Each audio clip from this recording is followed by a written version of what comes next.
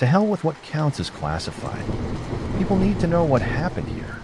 I don't know what the government was after when they started their experimental zoo here, but I need to let people know what it could do to humans and what it did to my friend. My name is Greg and I operate the lighthouse out here. I can't really say where, but let's just say it's an island off the southeastern coast that isn't on the map. I'm the kind of guy that enjoys my alone time, so it's a perfect job for me. Boris is the primatologist, so he's the one working with the monkeys. There's about 500 of them here, and they roam free. They usually like to keep their distance from me, and I keep my distance from them. Boris feeds them, so they like it more. I don't like to pick a fight unless they get too curious near the lab or start chewing on the wires to my satellite TV. Boris's job is the monkeys. Mine is the lighthouse. Now, Boris doesn't bother me much, but sometimes our paths cross for meals. It's just him and I here, and occasionally some government types when they decide to helicopter in from the oil rig to drop off supplies. I don't ask a whole lot of questions, and I think they like that about me. To tell you the truth, I think the reason I'm here is so that Boris doesn't go insane. I think any man would if they spent as much time with monkeys as he does. He seems to know a lot about them, and he's taught me a little over the last few months. He calls them an old world monkey. But I saw something I shouldn't have, and now my cozy island living has turned into a nightmare I will never forget. I woke up to the sound of new orders printing from the fax machine. A sheet of paper coming directly down from the government on high. But this time was different. Whatever the page said had disturbed Boris. He was pacing around the room, muttering to himself as he read it. I couldn't hear what he was saying. He then sat quietly in the corner, both hands running through his thinning hair. This was the dance we did when our paths did cross. I would pretend to mind my own business while he wrestled with some secret government task on the other side of the room. I kept one eye on him over the book I was reading. He got up from his seat, headed straight to the kitchen, and pulled out a bottle of liquor from the shelf. His hands trembled as he poured a drink. Things are going to get dark out here, Greg. He slid the paper across the table. I maintained eye contact as I placed my book on it. Look, man, you and I both know that we signed something that says I really shouldn't look at that, he said. He picked up the glass, irritated that I wouldn't look. He returned to the other side of the room and slumped back in his chair. It didn't take long before I picked up the book off the page. Curiosity got the best of me, wondering what the big secret was. I lifted my book. I was drifting towards the page. It was a single line of text. Don't feed the animals. That's all. This is what made him so upset. The monkeys seem to have plenty to eat without Boris feeding them. I have personally seen them eat coconut corn seeds. So what if he stopped feeding them those yellow egg-shaped dry biscuits? Boris called a chow. He knew I'd looked. They want a famine, Greg, and they will get more aggressive as the island's resources dwindle. The monkeys are going to get restless. He was staring at me, as if waiting for the gravity of his words to register on my face. He continued talking. You understand that monkeys are not so different from humans, genetically and behaviorally. Remember when I captured that alpha? What was his name? Lucky. I nodded along, remembering Lucky. Boris had told me a little about him. He was an alpha male. You need to understand that a government has a direct interest in learning how its citizens will react to certain stimuli, but they cannot perform these experiments in real time with real humans living in the real world. I nodded, not fully putting together what he was trying to say. I had sent him away. That's what they asked me to do. They said his troop and another one would go to war. They wanted to see what would happen if the alpha disappeared. They were right, too. There was no war. Boris's voice was colored with contempt. He took another drink, swallowed, and continued. Lucky's troops terrorized the other troops. Ray, don't you get it? They had me take out a rebel leader. The government extrapolates the data I collect to the real world. Now, I didn't want to know any of this. I'm just the lighthouse guy, you know? Why include me now? The data is in the monkeys, he said, finishing his drink. They want to start a famine here so that if and when a famine hits the States, they'll be ready. Either that or they got defunded and were out of a job. Boris was clearly distressed. He paced the room, trapped in his own world. I think he'd come to enjoy working with the monkeys here. He'd humanize them, and maybe I have too. I know I said that the monkeys are Boris's problem, but I do find myself watching them throughout the night. I've learned a lot about monkeys since I've started working here. I could almost see why a government would find value in this kind of experiment, as unethical as it may be. There's highly organized social structures not so different for humans. Their young are dependent on their mothers for much of the beginning of their lives. They live in groups where they depend on others for protection, resources, and social bonds. Monkeys communicate, and they resolve conflict. Boris himself said that they are the most intelligent animal in the world, maybe second only to humans. Now, I know I sound like I've got island fever. These monkeys are 2 feet tall, covered in brown fur, and have long tails. They are nothing like humans, and their behaviors cannot be used to understand human societies. I know what you're thinking. You think that humans are too technologically and socially advanced, but when I try to dehumanize them, I can't. If you look at one of their faces, you can tell they're experiencing life on an advanced level. I've watched a monkey mourn the death of a family member. I've watched a mother care for their young and teach them the ways of the forest. Maybe it's not so far off after all. And it started to make sense to me. If you understand something fundamental about monkeys, you can understand something fundamental about humans. So the government created a zoo, but now they wanted to understand a global famine. There must be some kind of mistake, I said. Boris stopped in his tracks, picked up the faxed paper from the table, crumbled it in his hands. It's an ethics violation. There's not enough to gain in all the behavior-based science to warrant this kind of experiment, he said. He dialed Major Acosta on the bulky satellite phone. I heard his unwavering voice emitting from the speakers. The conversation was over before Boris could even get a word in. Do it. Now is not the time for insubordination. And then the line went dead. He's an asshole, I said. They want to destroy everything we've built, Boris said. They built an island for this, costing who knows how much money. It's just inhumane. He sat back down, defeated, and poured himself another drink. Well, let's keep feeding him, I said. We'll take the next resupply helicopter back to the oil rig, and we'll tell them we refuse to carry out the project together. Boris sighed. I offered my hand. He shook it, but the weight of our next few weeks started to weigh on me. This island was going to change fast. I lit a cigarette. If you stayed up all night and only ever talked to one guy on an island full of monkeys, then you would smoke too. We took inventory. We had 2 days left of chow biscuits for the monkeys. Maybe 4 if we started rationing. Now we had enough food for ourselves for several weeks. The government wasn't going to send us out of here if we couldn't feed ourselves, and the weather was often rough. Visits were rare and expensive. The resupply day came and went, the chow ran out, and Boris started spending more time in the lab instead of observing the monkeys and taking notes on his tablet. We decided to only ever leave the lab together. Otherwise, the monkeys may start getting bold. Boris asked if he could come up to the top of the lighthouse with me. I agreed. Maybe it would be nice to have some company, but the moment we left the lab, we were spotted by a troop. They watched from the trees as we made our way to the lighthouse. A male that Boris called Pinocchio walked towards us. Boris shouted for him to leave, but he didn't even flinch. He stared directly into our eyes, and when he was just a few feet away, he bared his teeth. I knew this monkey was trying to intimidate us. He was hungry. If I've learned anything from being around them for these last few months, it's that the best way to avoid trouble is to just give them what they want. So we showed him our open palms, showing him we had no food. This was met with a grunt. Then a performative lunch. We continued to walk at our own pace.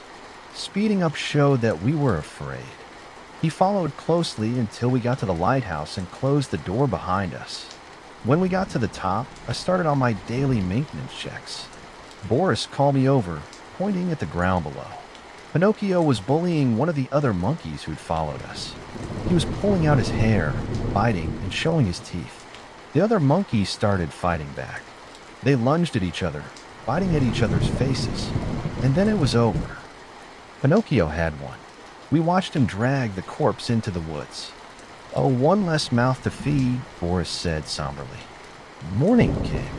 Boris had told me stories of the monkeys all night. The warmth coming through the thick windows felt nice on my skin. Boris was looking thoughtfully out at sea. Something caught his attention down below.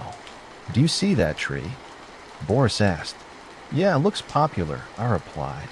Seeing monkeys grooming each other and moving throughout its branches. That wasn't there before. That tree. It shouldn't be there. Isn't that in the middle of the ATV road? Okay, you need to get some sleep, old man. You're up all night and you're not used to it. I sent it. That tree was filled with life. What looked like hundreds of monkeys on its branches. You see those fruits? This tree's full of them. Were those figs? I asked. I can't tell from up here. Let's check it out, Boris replied. We put on our boots and descended the winding staircase. Why had Boris said that the trees shouldn't be there? They'll ignore us while they eat, Boris said. If Boris believed it, it was probably true. And they did ignore us. We were able to approach them without any of them paying us any mind. Up close now, it was somehow beautiful, if I'm being honest. Monkeys swung playfully from branch to branch, carefree. They looked happy as they were, snacking on their fruit. There's more than one troop in the tree, Boris said while clearly trying to count moving animals. There has to be. Pinocchio's troop only has 200 monkeys.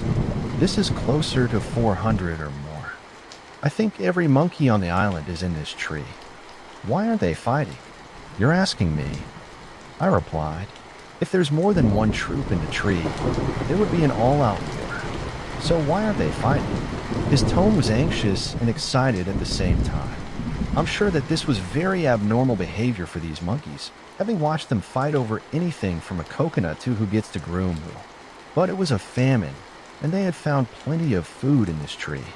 Maybe it's like Christmas Day in World War II, when the Axis and Allied troops on the front line stopped fighting each other, I said, hypnotized. By the mass movement of monkeys, Boris started walking toward it. What are you doing? I asked. Me? I want to grab some fruit. I can't tell what it is, Boris said without looking back. He wasn't far from the tree now, and I was worried that the monkeys would lunge at him for trying to steal their precious food. But they didn't even notice. They were totally in their own world. Boris reached up and took a fruit from the tree, and the tree went silent. The hooting and excited grunts from the monkeys just stopped.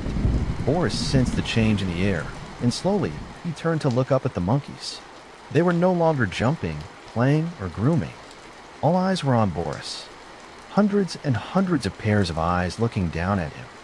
And then silently, with the coordination of a hive mind, each monkey started to jump up and down from branches. Boris ran as the first monkey touched the ground, and I ran beside him. I shouldn't have looked back, but their coordination was like anything I'd ever seen before. I had to look, and there were hundreds of monkeys chasing us. Their teeth were bared, the universal sign that they wanted blood, our blood, and we barely made it through the door to the lab. We slammed it shut just in time to hear the weight of their bodies crash into the other side, and the sound was loud enough to echo off the back wall of the metal lab building. What the hell is going on? I said, both of us pushing a heavy table across the ground and bracing it against the door. I don't know. I've never seen anything like it, Boris said. They continued to ram the door. It was like they didn't feel it at all when their heads banged up against it. Soon enough, they were on all sides of the lab building, their nails scraping against the windows and walls. We were surrounded. Eventually, they would figure out how to break the window. And once they got in, they would tear us limb from limb for stealing their fruit. We reinforced what we could. For now, it was safe. Boris was sitting in a chair, playing with a mysterious fruit in his hands, just staring at it intently. The light from a bare bulb reflected off its skin when Boris turned it. I could see a swirling orange pattern at the center. For a moment, the light caught on the small hairs of the fruit, and it almost seemed like they writhed with a mind of their own. You should try this. It's actually pretty good, Boris said, and I was horrified to see that he was chewing. Stop, I said. We don't even know what that is. I tried to wrestle it from his hands. We're on a remote island thousands and thousands of miles from a hospital. Spit that out. Well, the monkeys are eating it. They must know what it is, their bodies. They are small and their metabolism is fast. If it was poisonous, they would all be dead. You're not a monkey, Boris. If you get sick, I can't help you, I said. Oh, you're lost, he said, and took another bite. I watched him swallow. He stopped chewing abruptly. The fruit rolled from his hand and onto the table. His mouth opened, and a narrow brown tendril rolled out from the back of his throat. It tapered down the length of it, and at the end, it split off into two branches like a snake's tongue.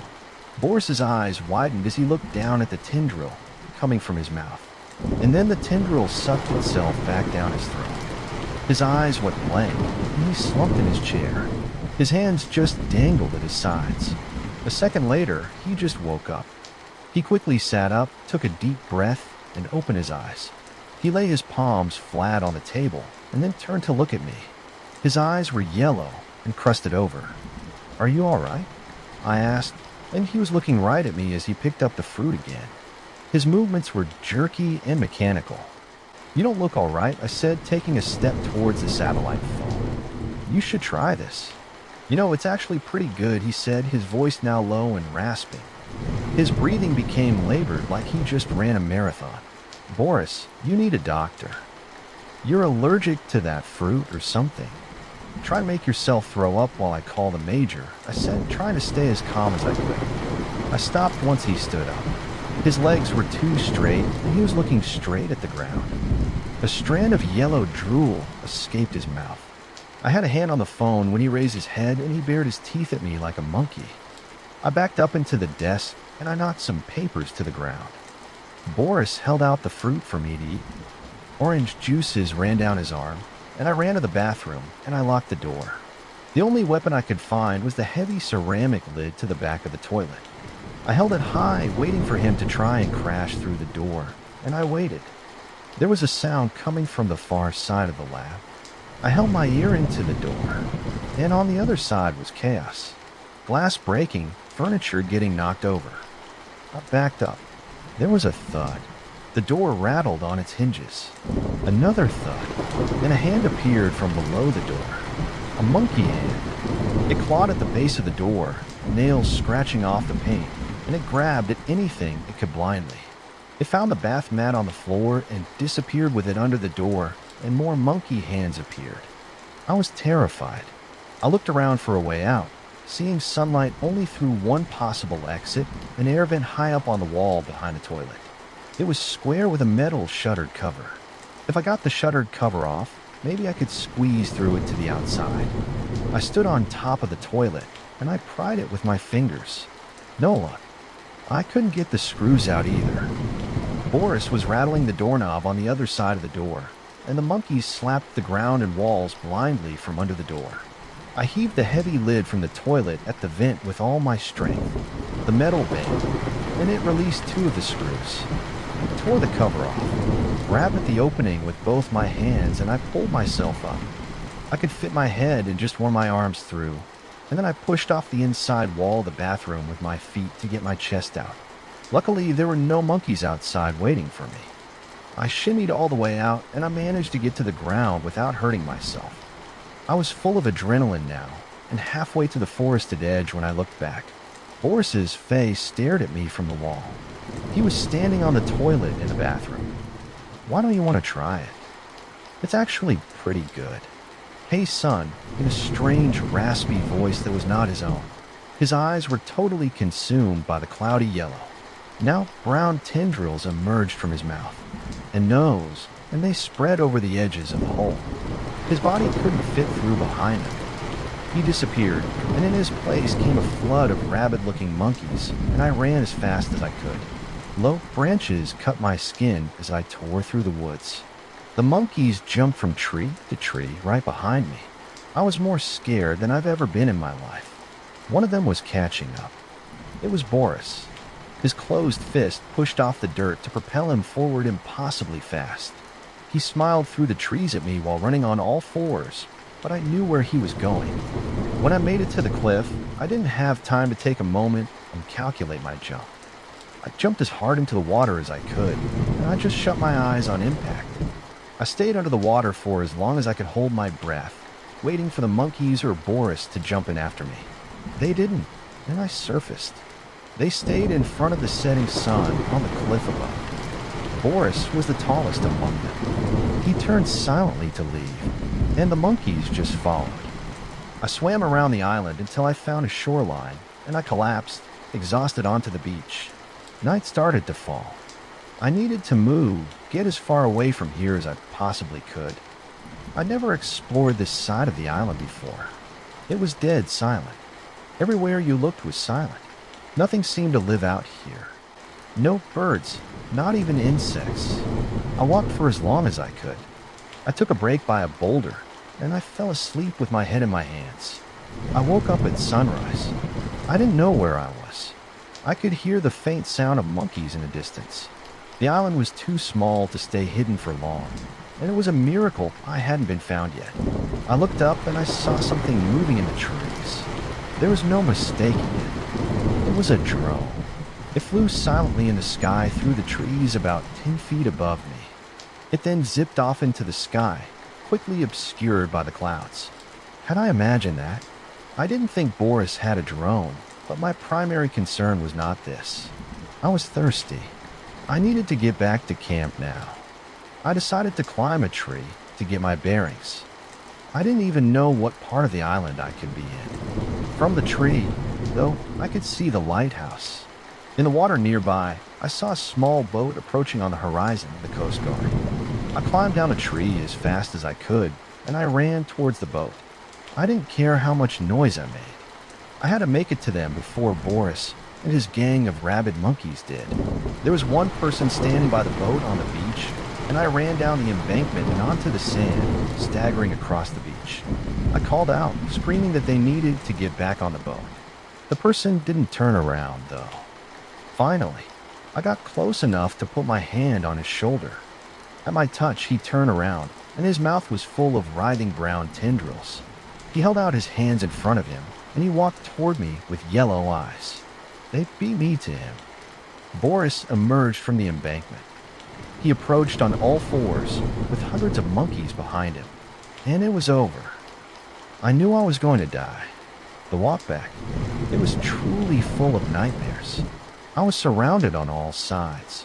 Most of the monkeys walked by my side rigidly. Some of the other monkeys had completely forgotten how to walk, their faces dragged in the dirt as they pushed themselves forward with their legs. The guy from the Coast Guard crawled along the ground, throwing his hands in front of him and dragging the rest of his body. Their eyes were all that identical, yellow, swirling clouds. I realized they were bringing me to the tree, the one with the fruit that had corrupted Boris. They formed a semicircle at the base, and I looked closer at the tree. It was all wrong. The bark had no texture. It was smooth all the way up. The leaves were all different shapes. The branches were full of hairy fruits. This was not a tree. This was something pretending to be a tree. A hole opened at my feet, dirt falling into it. As it opened wider, the monkeys closed in behind me. I tried to make a run for it, but it was no use. They bit and scratched at my skin until I returned to the ridge. The hole was several feet deep now, and it smelled like death. The bottom was filled with bones, all white and picked clean, and they pushed me in.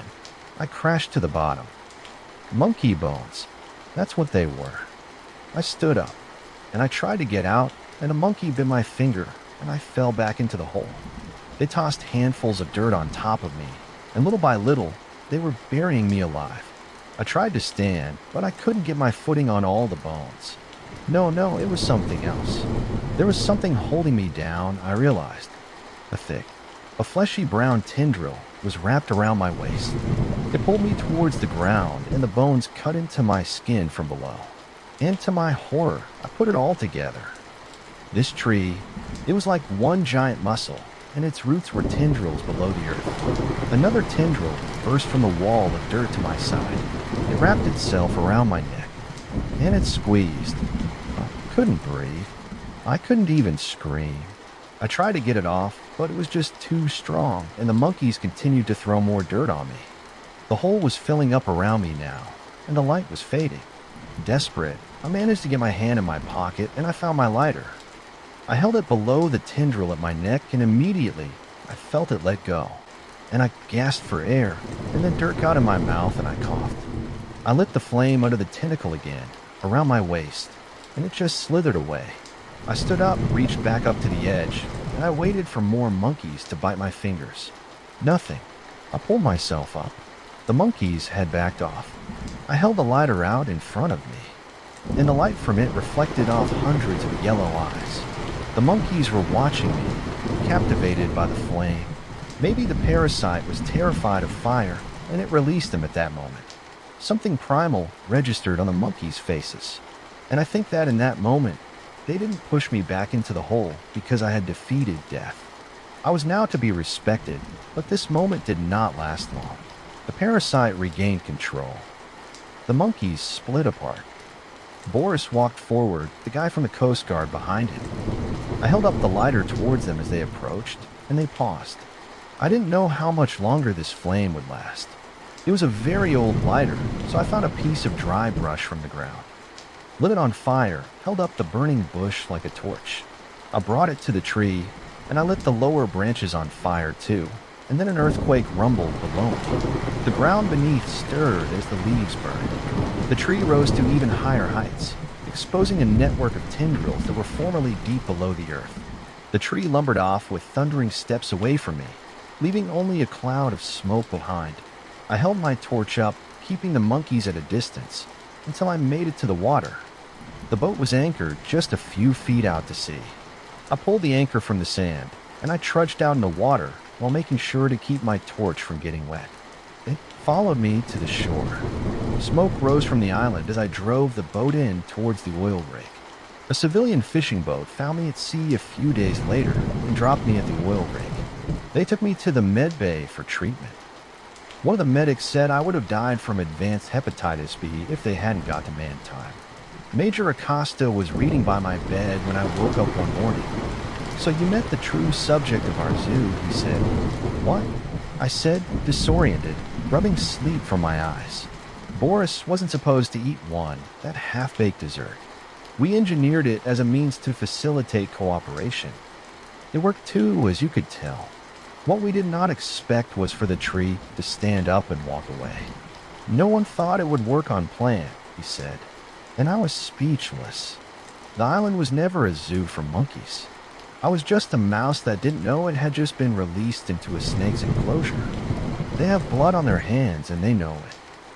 What the hell did they intend to do with a serum like this? I had to sign a book's worth of documents swearing myself to secrecy, but I just had to tell someone. If a tree that doesn't look like a tree sprouts out of the ground overnight, don't eat the fruits.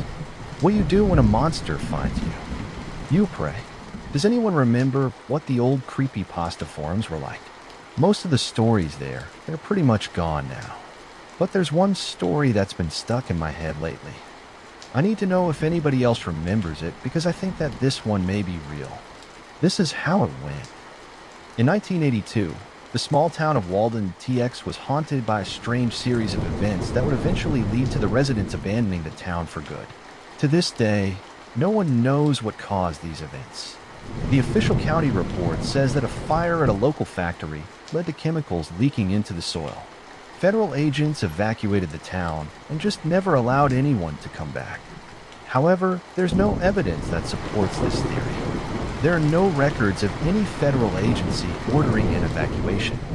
The County Fire Bureau was never told about a massive fire in Walden, and the few survivors of the incidents each gave different reasons for why Walden was suddenly abandoned. One thing that everyone agreed on, though, is that the first incident happened on the evening of October 7th. A woman out walking her dog discovered the remains of 5 students behind the Walden Public High School. 4 of the students, whose names were never revealed, had been found nailed to inverted crucifixes. The crucifixes had been arranged in a circle facing inwards. The 5th student was found at the center of the circle. His torso cut open on his chest were carved the words "Father Flies." The subsequent police investigations into these deaths determined that all 5 deaths were self-inflicted. The crucified students didn't show any signs of struggle as they were nailed to the crosses. And the fifth student, well, was found to have mutilated himself on his own. This discovery left the police dumbfounded. They couldn't find any reason why these 5 young men had chosen to die in such a horrific manner. Other townsfolk started accusing the deceased students of being part of a cult, although no proof of this was ever found. The police would not have the chance to further investigate these deaths. Because the week following the discovery of the bodies, a certain madness seemed to suffocate the small town. It started small at first. Officers on patrol were called in to deal with more bar brawls or domestic disturbances than usual, but things quickly escalated. One of the officers, who was willing to speak out years later, described an incident he'd been called to. A fight at a local pool hall had escalated into an all-out brawl that involved almost everyone inside. He would later testify that he'd gone in expecting the usual couple of shiners, some broken bottles, maybe a few arrests, nothing a night in the drunk tank or the couldn't fix. However, the pool hall was dead silent when he arrived. No music, no crowd outside, not even a light on. He parked his car out front and made his way to the door, watching for movement through the windows. All he could see were flies clinging to the glass. He began to suspect that there was nothing but the flies inside. He would have thought that the call was some sort of prank, but seeing the pool hall this empty at night was unusual all on its own. He thought he should at least check in on the owner. As he walked through the door, he noticed a lone man sitting at the bar. He would describe the man as drinking a beer as if he didn't have a care in the world. There were flies swarming around him, and a kitchen knife sticking out of his back. According to the officer on scene, the man had turned to look at him, flashing a chilling smile. And it was at that point the officer finally saw the rest of the pool hall. He would describe it as a war zone. Tables were broken. Decorations had been knocked off the walls and the bodies. They were all beaten, bloody, torn apart and scattered across the floor, each one of them grinning from ear to ear as if they enjoyed every minute of their horrible deaths. Their corpses were already covered in maggots, with buzzing flies crawling across their blood-spattered skin. The sight of the carnage made the officer freeze. The man at the bar simply raised his glass to a toast and chugged down the last of his beer. When he finally found his voice, he ordered the sole survivor to get down on the ground, but the man ignored him. Instead, the man simply stood up and grabbed the nearest pool cue, and then, still grinning from ear to ear, he rushed at the officer. It took 7 bullets to stop the man, but by then he'd already caused enough damage to put the officer in the hospital. The officer would later say that he didn't think any man could have taken 7 rounds and kept on coming, but he swore up and down that the man simply didn't stop until his arms were nearly torn off by the rounds. He also insisted that the man at the bar had not been the only other person at the scene. Later, the local police were never able to verify the presence of any other survivors of the pool hall, but the officer insisted that he'd seen another man standing by the back of the bar. He'd said he didn't get a good look at him. He described the other man as tall. He was dressed in all black with a white collar, like a priest. The officer claimed that he'd only seen the stranger for a second before he just disappeared. But he would not be the last to see this mysterious figure. Following the incident at the pool hall, the violence in Walden continued to escalate. The death toll continued to rise. More people came forward with stories about this tall, dark figure. Another Walden survivor reported seeing a priest in a crowd after a police standoff that ended in 8 deaths. A young woman had taken her husband's gun and gone on a killing spree, shooting him, her in-laws, and one of the neighbors who'd come to investigate. The local police had arrived on scene to try and defuse the situation, but the woman simply started screaming nonsense.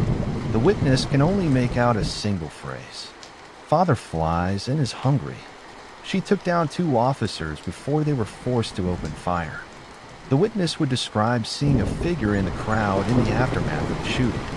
A figure he did not recognize, who towered over everyone else. He described him as dressed like a priest, and yet wrong. He was too pale, with large black flies crawling all over his face. He almost looked like a walking corpse. According to the witness, the figure just disappeared. In the coming days, sightings of this figure continue to grow. Survivors of Walden often described a similar figure dressed like a pastor, bearing witness to the acts of violence that were quickly consuming the town. No man fitting his description had been sent in town before the violence started. None of the survivors have identified him as a local. On October 19th, a fire started at the local police station. People think it was arson. Traces of gasoline were found in one of the holding cells. It was the cell that held Sean Walters, who'd been booked a few hours ago for aggravated assault. He'd been involved in 2 violent altercations during the week prior to his arrest, but it's unclear if Walters himself started the fire, or if the fire was started by one of the officers of the station, possibly with the intention of murdering Walters. Walters had a relatively negative reputation in town. He was known as a womanizer and a drunk. Either way, the fire quickly engulfed the police station. Many eyewitnesses heard gunfire inside. It was the gunfire that prevented firefighters from getting too close to the burning building. When the officers inside spilled out, many of them were shooting at each other. There was little the firefighters could do to prevent the fire from spreading to the rest of town. No one knew why the police had started to attack each other, and when the police began shooting at the firefighters and civilians, the survivors fled and hid. Witnesses would report seeing the mysterious priest in the middle of all the chaos. None of the survivors can say how the incident ended, although a later investigation concluded that no one who had remained at the scene of the fire had survived. Less than a week later, the town itself was completely abandoned in the decades since. Only one effort has been made to try and resettle there. In 1997, a parish in the same county wanted to turn some old properties around the town into affordable housing. However, the project was abandoned after less than 2 weeks. When asked why he'd chosen not to continue with his plans for Walden, the pastor simply stated that is his land, not God's. Within less than a month, the pastor was found dead on the highway outside of Walden. He was covered in flies. The town has sat abandoned since then, so I got into creepypastas just when it started to boom. A lot of people were posting their own stories or building up the lore behind some of the more popular characters. So you may have heard of Walden before. I was the one who wrote it about 13 years ago, but I don't remember the exact name of the forum I posted it to. Honestly, I doubt I could even find the original post if I tried. It was shared around a lot back then, but I don't really hear much about it these days. No one remembers the story about Walden, TX, and Fatherflies. And to be honest, that's kind of intentional. You see, some people got really into that story. I don't know how, but eventually some people found my email address. It did creep me out, but the first few emails were pretty harmless. Some weird fan art of Fatherflies, or some people asking for more backstory about it. I'm gonna be honest, I was just happy for the attention. But then I got really messed up. Someone started sending me pictures of rotting food crawling with maggots. Another sent a long, rambling message about them dedicating a church to Fatherflies out in Ohio. Another weirdo just sent news articles of the most violent tragedies they could find. The worst, though, was when someone sent me a video. It looked like it was recorded on a camcorder. The first few seconds were nothing but static that made a loud buzzing noise. And then the screen clears up to show a crying woman. She's sitting outside, eating dirt. She was shoveling handfuls of the stuff in her mouth. And then the video zooms out, showing her sobbing in front of an open grave as her hands picked up more dirt. That's when I decided it needed to stop. I deleted that email address and I moved all my forum accounts, but not before I wrote a second story. This one was a lot shorter than the original. The gist of it: some new priest came along and exorcised Fatherflies.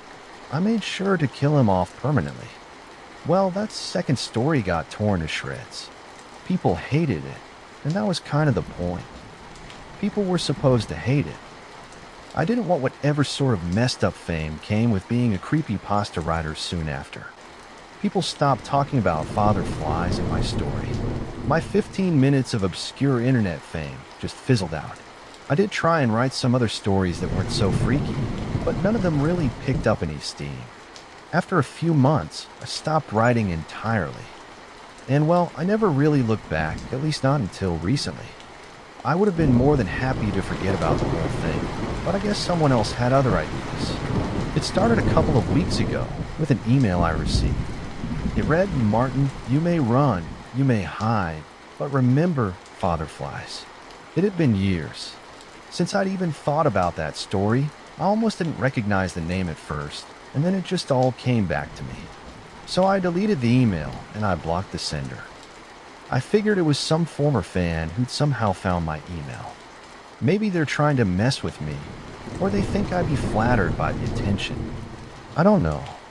Either way, I wasn't going to waste my time on it. Not after what happened last time. Even when I got the second email, I just shrugged it off. I kept on trekking along. I figured it was from the same person, just using another address. I blocked him again and deleted the email. I did the same with the next email and the next and the next. By this point, I wasn't really even reading them anymore. I would see the subject line, then just delete and move on. It was a little annoying, sure, but there was a really easy fix to that. I just put a filter on my emails to send any email with the word Father Flies directly to the trash. Easy peasy, lemon squeezy. Once I had the filter on, I was able to forget about the thing relatively quickly. I figured that'd be the last of it, at least until someone broke into my house. I wasn't home when it happened. Jean and Frankie were some buddies of mine from work. They wanted to go out for drinks that night, and I figured, why the hell not? I told myself I was only going to stay for a few beers, but I ended up losing track of time looking back. That might have been the best mistake I have ever made. At 0 a.m., I finally called it a night. I got a cab to take me home, and I tried not to doze off on the ride back to my apartment. I was losing the battle when the cab turned onto my street. I was immediately struck by the flashing red and blue lights. I sat up, squinting at the cars parked outside my apartment. These were police cars. I stared at them, wondering what the hell was going on. I settled up with a cab driver before stumbling out to try and make it to the door. One of the officers stopped me. "Whoa, sorry, sir. Afraid I can't let anyone in right now," he said. "Why not? Why not? Why not? What's going on?" I slurred. "I'm not at liberty to discuss that right now, sir." "You're a resident of this building?" he asked. "Yeah, I am." "Can I ask what your apartment number is?" "April 4th, 21. I live there alone." "I got it. I got my keys and everything," I said, fumbling around in my pocket. "April 21st, he asked. "Are you Martin Sawyer?" "Yeah," I replied. "Oh, well, I'm Sergeant Miller. One of your neighbors called us a few hours ago. Are you aware of the fact that there's a man in your apartment right now? One of your neighbors noticed an unidentified man trying to break the door to your apartment down. We're in the process of getting him out, although he is fairly aggressive," he said. I couldn't help but glance toward the building. I could see the lights were on in my apartment. My heart began to race faster. Someone had broken into my apartment. Who the hell is it? I demanded. "Well, we'll be able to question him later. Right now, we're just trying to get him out," Miller said. "Our officers on the scene mentioned he was armed, so we are proceeding with caution." Suddenly, I saw several officers leading a man through the front door of the building. This man, he didn't look like anyone else I'd ever seen before. He was sort of scrawny, with messy brown hair and sunken eyes the moment he saw me, though. He fought harder against the two officers holding him. He strained against his handcuffs as his wild eyes stared at me. His body jerked, and he bared his teeth like a caged dog. For a moment, he was almost able to break free and make a run at me, but two other cops came on to restrain the guy. They were almost dogpiling on him, forcing him to the ground as he screamed at me. "You? He wants you." Sergeant Miller and I watched as one of his officers teased the man. He screamed in agony, his body writhing in pain before going limp. As far as I could tell, he was still conscious, but he stopped fighting long enough for the cops to drag him over to a squad car. His eyes remained fixed on me as they moved him. Father Flies and is hungry. His eyes were still fixed on me as they finally loaded him into the back of the car. "Friend of yours?" Miller asked. "No," I murmured. "I don't know him." "Well, clearly he knows you. Tell you what, let me just collect a quick statement from you. Then we're just going to take a look around your place. I'd like you to look at us. Is that okay, Mr. Sawyer?" You'll let us know if anything's been stolen or vandalized." I nodded absent-mindedly. My attention shifted back up toward the window of my apartment, and as I looked up, I felt a sinking feeling. I saw another man up there staring down at me, and then he disappeared. It had to be one of the police, right? I mean, there still had to be cops up there, right? I try not to think about it.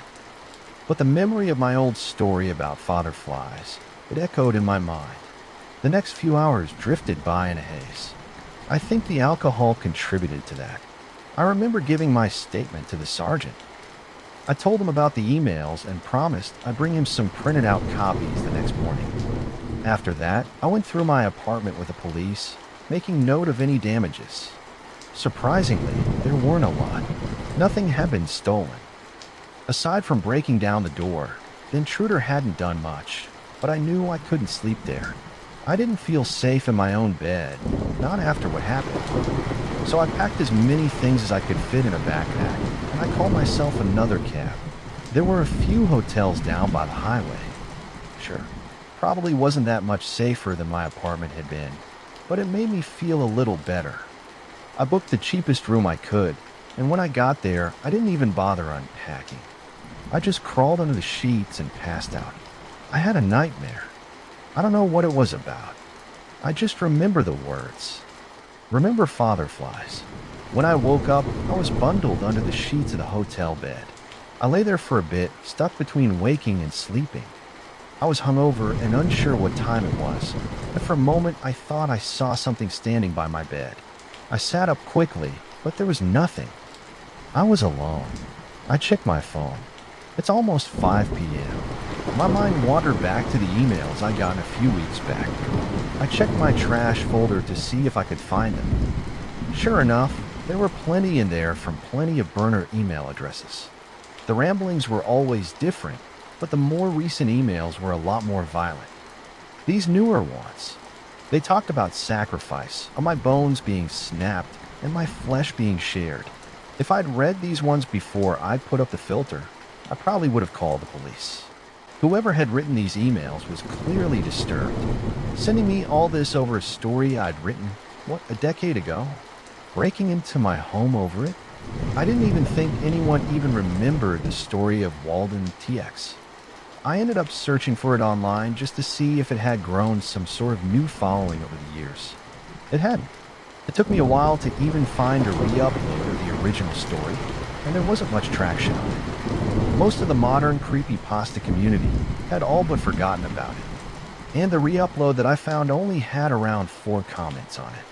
2 of them were negative, one of them was nostalgic, and the fourth was just weird. It asked if the story was written by one of the actual survivors from Walden. Apparently, the commenter's dad had grown up there. Wait a minute. I read over that comment a couple of times. Someone's dad had grown up in Walden. This is a joke, a bot, just some dude online trying to roleplay. I decided to do some research. I typed in Walden, Texas on the search bar. It wasn't long before I actually found something. And what I found, it turned my blood to ice. There weren't a lot of articles on it, but there were enough. Enough to tell me that Walden was real, and that in 1982 it really had been abandoned after a huge fire destroyed most of it. It was hard to find much information beyond that, but the confirmation that Walden was real left me sitting in stunned silence. The town in my story was real. The fire was real. I scrolled through the search results a bit more. If the fire was real, what else about the story was true?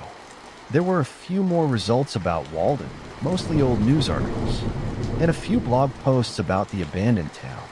But as I kept scrolling, the results started getting weird. I started seeing articles for a town called Sky in North Carolina. Nothing about it should be connected to Walden, but when I clicked on one of the links, it showed me a news article that told the story.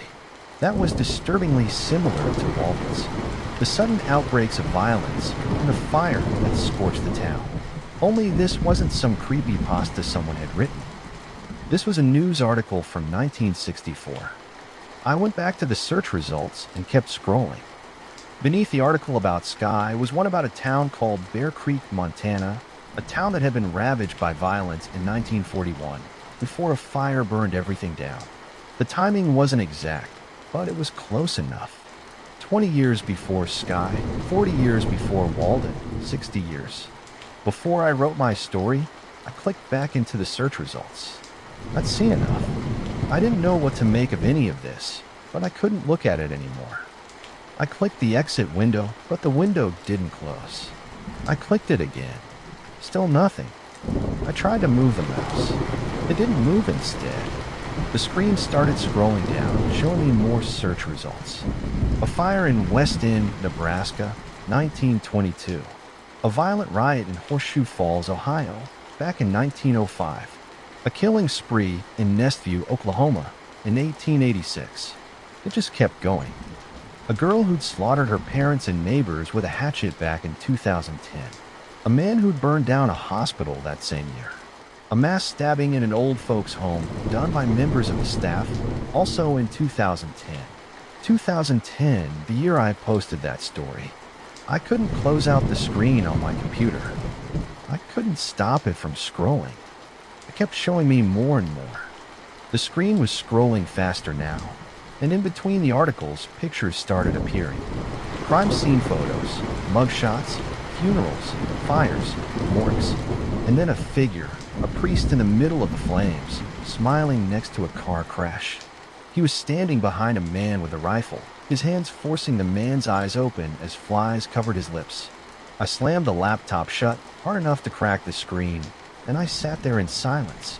Trying to calm myself, I tried to rack my brain and come up with a logical explanation for all of this, but there was none. Something. Call it Father Flies or call it something else. It was reaching out to me. There was a sudden knock at the door. "Mr. Sawyer, you in there?" A voice asked. I paused. "Sergeant Miller." He pounded on the door again. "Mr. Sawyer, I'm sorry to bother you, but there's been a development. We need you to come down to the station," the voice said. I opened the door just a crack to look out at you. "Sergeant Miller," I asked. He tried to push the door open, but I stopped him. "What's going on?" "I'll explain in the car," he said. "Let's just get you out of here, okay? Pack your things, please." Yeah, sure. "Give me a sec, okay?" I replied. He nodded as I closed the door again. I never told anyone where I was staying. How the hell did Sergeant Miller find me here? Something about this felt wrong. I couldn't put my finger on it, but it felt off. Miller pounded on the door again. "Will you hurry it up, Sawyer?" He snapped. I looked back. Miller was pounding on the door more aggressively now. The door was shaking. "Hang on," I said. "I'm packing." "No more time, Sawyer." "Open this door," he said. The door shook as he rammed his whole body into it. I could hear the wood starting to splinter. There were cracks opening in the door. I threw my weight against it to hold him off. "I'm tired of the game, Sawyer." "I don't know what the hell you're talking about," he said. "Of course, you know he's hungry, Sawyer. He's hungry for you. He's gonna rip you apart, son. He's gonna feed you to the maggots, and they're gonna chew through your tender flesh. It won't stop even when you die. It keeps going forever and ever and ever. Because that's what he is. That's what's waiting for you. You're gonna wish you could just die." The first gunshot blew through the door, just inches from my head. I dropped to the ground as Miller blew 4 more holes through the door. The mirror above the desk shattered as one of the stray bullets hit it. Behind the door, I could hear Miller cackling that laughter. It sounded nothing like the man I'd met the other night. It sounded like something else entirely. I crawled along the floor. I scrambled from the only cover I could find, the bed. Going under it wasn't an option. I wouldn't fit, but I could go behind it. I heard Miller kicking at the door again, and this time it dropped off its hinges completely, hitting the ground with a thud. "Where are you?" Miller hummed as he stepped into the room. My heart was racing. He was getting closer, and he still had the gun. He was going to kill me. From where I was hiding, I saw one of the shards of the broken mirror beside me. I grabbed it, feeling the sharp edges cut into my palm. I didn't know what I was planning, but I figured it'd be better to die fighting. Miller had almost reached the bed now. "There you are," he said. But as he rounded the corner, I lunged at him. I heard the gun go off. I felt a white-hot sting in my shoulder as the bullet grazed me, but I didn't die, and that's all that mattered at that moment. I drove my shard of broken mirror into his stomach as I tackled him into the wall. The two of us went to the ground together, grappling like wild animals. He tried to point the gun at my head, but I grabbed him by the wrist to keep it away. With my other hand, I seized the shard of broken glass I'd embedded in his stomach. I could feel it cutting into my hand as I pulled it free. Miller's eyes were locked on mine. He pushed back against me with all his remaining strength, pinning me to the ground. He grabbed me by the throat, and he aimed the gun at my head. Without thinking, I shoved the broken glass into his eye. Miller let out a pained cry, and I threw him off me, and in a frenzy I climbed back onto him. I could see him panic as I drove my shard of glass into his chest over and over again. Miller's one good I rolled back in its socket. His body twitched before going limp, but I kept on stabbing until the shard broke, leaving half of it in his chest. I collapsed beside him, panting and shaking, but I could still hear laughter. Laughter that sounded like what was coming out of Miller earlier. Only now it seemed to be coming from the radio. I stared down at it, listening to the distorted cackle of the thing on the other side. "Well done." A gentle voice crooned through the radio. There was a loud buzzing static in the background, but I could still hear the voice clearly. It made my skin crawl.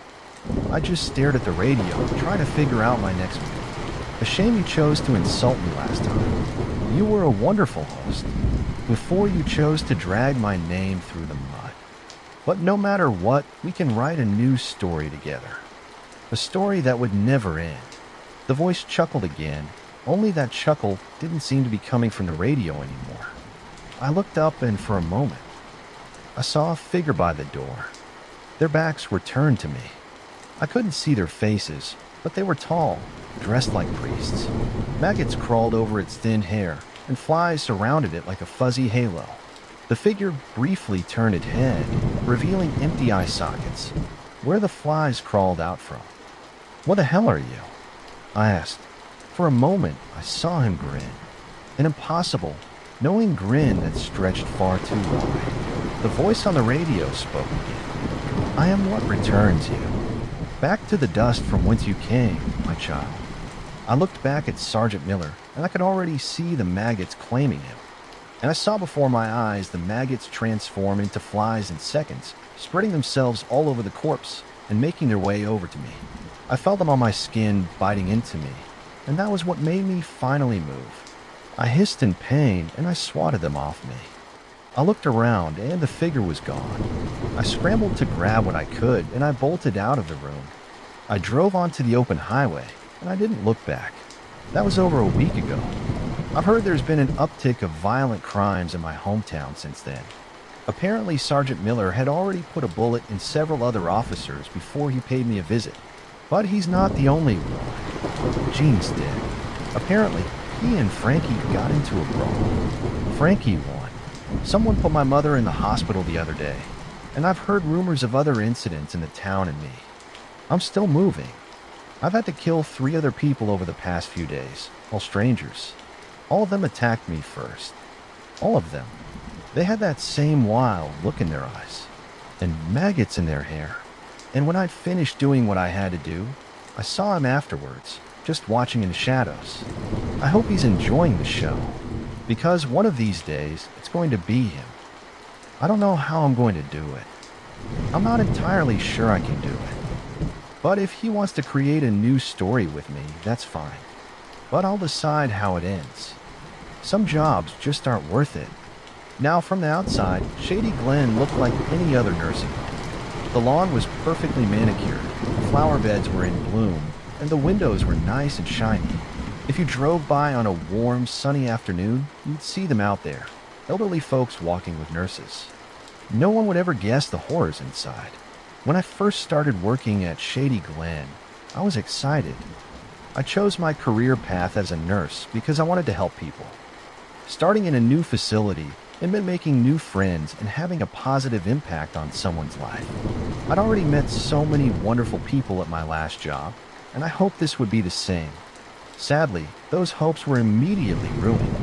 Generally speaking, older people are friendly.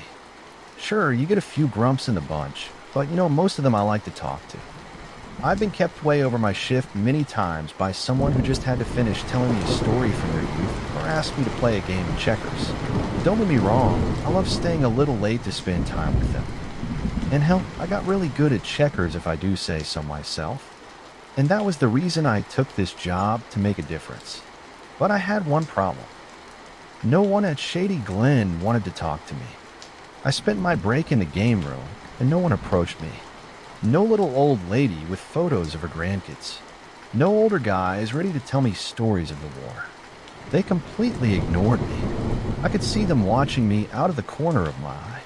There was an old lady with cotton candy white hair in the corner reading a book. She was just staring at me until I looked at her.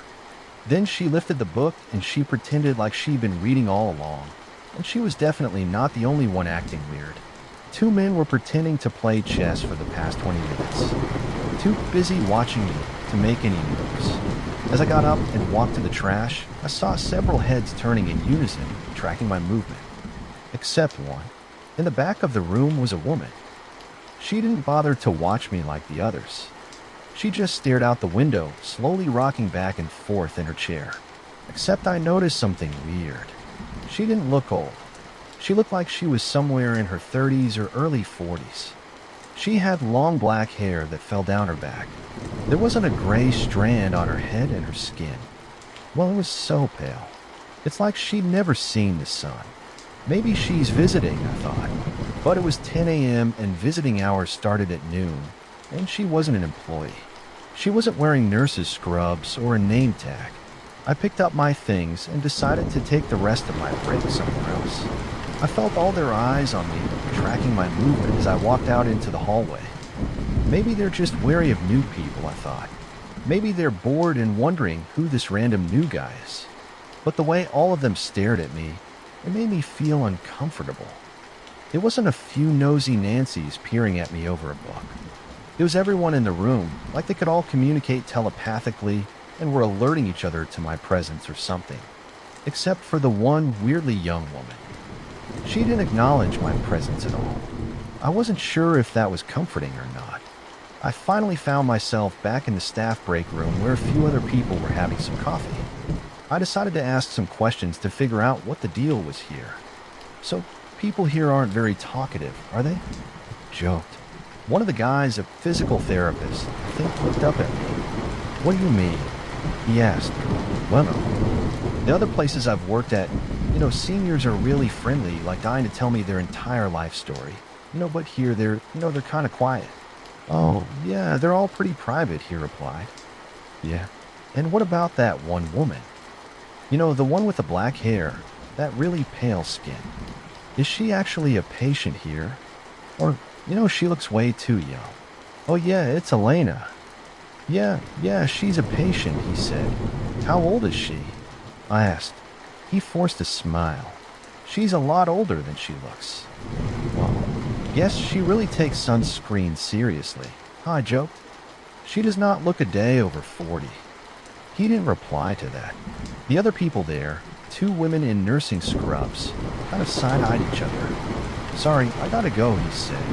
Then he walked out, the nurses following him. Even though we still had 10 minutes of break left, I chewed my lip. So far, I was not making any friends, not with the seniors or the staff, which was very different from what I was used to. No, I'm not always the most popular person. But I am very outgoing, and I usually make friends very easily. But not here. I cleared my trash and I checked my schedule. My next patient was in room 40. See, I headed down the beige hallway, glancing at the rows and rows of doors that seemed to go on forever. I pulled up the patient's chart when I got in front of the door, and that's when I noticed something strange. The chart had a note scrolled across the top of it. It read, "Do not make eye contact with the patient." That's weird, I thought. Maybe they were antisocial. I paged through the chart, looking for details of their mental state, but there were none other than a note about how their memories started to fade. Well, whatever the case, I'd honor their wishes. Even if it made my extroverted self die a little bit inside. I pushed open the door and I saw a woman sitting on the bed. Long gray hair fell halfway over her face. She wore a plain white dressing gown, though it appeared stained and tattered. My eyes instinctually shot toward her face. Then I stopped myself and I looked down at the floor. "Hey, I'm Jeff. I said I will be taking care of you today." She didn't respond. "Is there anything I can get for you?" I asked. "Or is it okay if I start taking your vitals now?" She didn't say anything, but she nodded. I took that as a go-ahead. I pulled a metal chair toward her and sat down. "All right, this is going to pinch just a little, okay?" I said, wrapping the blood pressure cuff around her upper arm. I kept my eyes on the dial as it climbed, avoiding all eye contact. I felt incredibly awkward, but respecting her wishes was, more important than anything. "Okay, all good. I'm just going to look in your ear now, okay?" I told her as I pulled out some equipment. I kept my eyes trained on her ear, but I could feel her watching me. Staring at me through her curtain of hair, I pulled out a tongue depressor. "Okay, and now I'm just going to have to take a look at your throat." She opened her mouth and I pressed the wooden stick down, but from this angle her eyes were just barely out of focus and I could see something looked off about them. They almost looked like they were too big for her face or too dark or something. Of course, I couldn't really tell, but something, it didn't look quite right. You know what? Maybe she had an eye appointment earlier today and, her pupils were dilated. That was the only possible explanation I could think of. Although it wasn't just her pupils that looked bigger, it was also her irises and, like the actual eyes themselves. Like she was using some weird Instagram filter to make everything about her eyes bigger. It was weird. I avoided making eye contact despite really wanting to. When I was done, I packed up my things, told her goodbye, and I made my way to the next patient. I did a great job, I told myself. As I made my way to room 37A, I respected her boundaries, and I bet she really appreciated that. Maybe this first day. It's not that awful after all. My enthusiasm was quickly deflated by the next patient. The man in room 37A was named Gerald. He was 86, according to the chart, but he looked like he could be 100. His body had shrunken in on itself, all folds and wrinkles. His tufts of white hair stood straight up, as if compensating for his loss in height, and he was friendlier than the others. As soon as I came in, he smiled at me. "Hey, hello, you're my new nurse." I nodded and introduced myself, and just like that, I was back in the game. Gerald was easy to talk to. He asked me how long I'd been a nurse and if I liked it here, and all the while he was smiling and telling me he was so happy to have me here. "My last nurse was so grumpy," he said, rolling his eyes. "But you seem like a nice fella." "Well, thanks," I replied. I wrapped the blood pressure cuff around his arm. It began to inflate. "So, Gerald, where'd you grow up?" And just like that, the vibe we had going was gone. His smile disappeared. He broke eye contact and looked vacantly at the wall. A great distance away from here, he finally muttered. I took the hint and I didn't ask any more questions, but after a minute he started talking again. He looked up. Milky gray, eyes boring into mine. "I come from a place where demons roam," he muttered, his voice low and gravelly. "A place of eternal darkness." I stopped what I was doing, taken aback by that statement. Now, to be fair, I have worked with many patients who had dementia or mental conditions, and this was by far the most disturbing thing I have ever heard. One man I'd worked with suffered from paranoia. Every day, he'd recount the death threats he received in painstaking detail. He was convinced people wanted him dead in extremely violent ways. Because, you see, he worked for a top-secret government agency. There was a woman, too, who told me about the skinny woman hiding under her bed. After strict observation, we realized she was confusing some storage boxes for a human being. It's hard being that old. When your mind starts blurring the lines between fiction and reality. And there is a fine line dealing with people in this state. You don't want to encourage their delusions, but you also want to make sure that they feel heard. "Oh, well, you must feel happier here," I said. He paused for a moment. "I am happier here," he replied. "Hey, that's great," I replied with a smile. I finished taking his vitals, grabbed the iPad, and I started back into the hallway. As I flipped through the document, however, I noticed there was no note of dementia or any other mental condition. In fact, someone had checked his mental state. "Jeff," a voice called out from behind me. I turned. The old man had followed me into the hallway. He was standing several yards behind me, perfectly still. "Hey, yeah, you need something," I called. He shook his head. "They roam here, too. They're demons. They're just not as loud." "Okay," I said, nodding and giving him a wave. And then I wrote a note in his chart. Under mental conditions, I wrote talks about demons. Okay, who is next? Someone on the second floor by the name of Mary Gonzalez. I took the elevator, and I walked down the hallway. She'd be at the end in room 29B. And it wasn't just the people who were a little off, you know? There was something about the beige hallways. The endless doors with little square windows in them. The slightly distorted music repeating on loop. Seriously, it sounded like a cassette player on a low battery. Oh, I shuddered.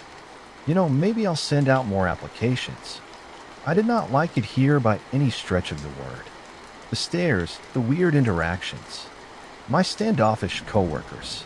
There was a weird feeling to this place, and as I walked down the hallway, I saw something even weirder.